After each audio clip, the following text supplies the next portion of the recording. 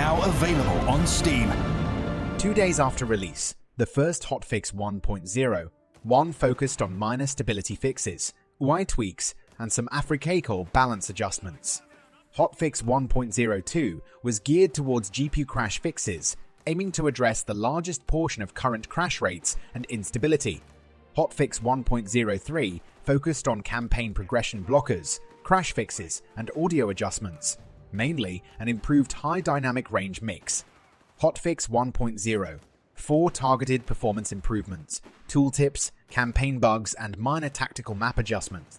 Hotfix 1.0, 5 revolved around balance changes and included the boys at rifle nerf. We also broke the British anti-tank rifle, but then we fixed it. Some of these changes are in response to what we've been seeing, and some changes were long planned. Hotfix 1.06 aimed to address our top crashes and stability issues. It added the Pacino stalemate map to 1v1 automatch and included nerfed the Wehrmacht concrete bunkers, while buffing the US forces paratroopers. Hotfix 1.07 focused on improving the AI, primarily in the campaign and some campaign balance changes.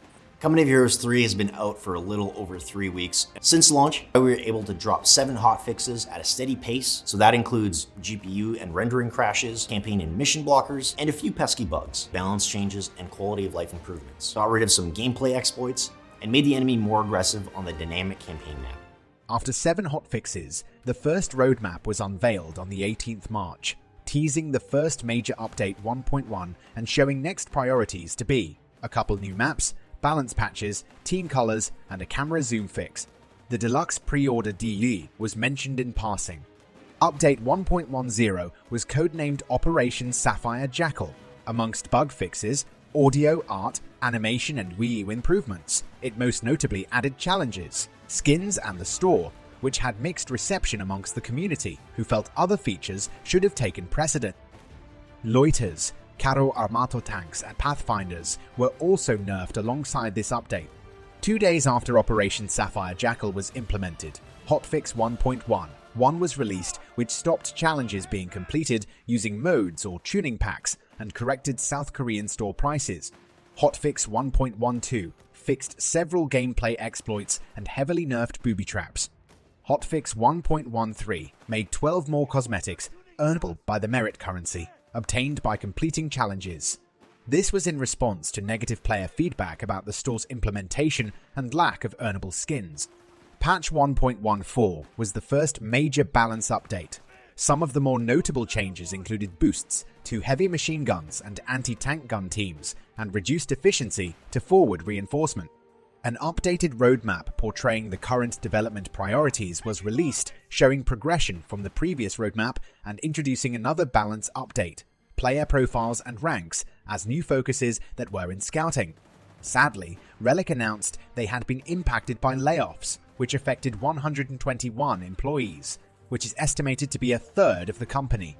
Despite this, they reaffirmed their future commitment to supporting Company of Heroes 3.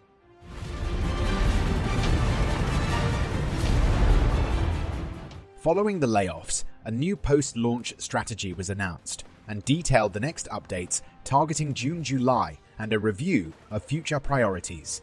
Arriving in June, the Brass Leopard update will include a new 3x3 co-op map, changes to gameplay, including planes and loiters, quality of life improvements, audio improvements, mod tool improvements, and several bug fixes.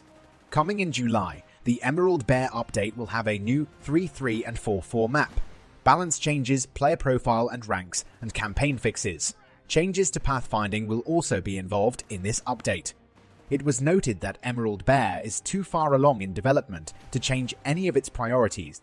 The next phase of content under review is the addition of community maps, the much-requested replay feature, balance updates, vote to surrender, and further Relic maps and content. Increased communication has also been promised. Each week will alternate between having wire reports, which are blog posts, with player content and news, and live streams showing showcases, play sessions, quiz with the dev team, and more. Subscribe for more Company of Heroes 3 content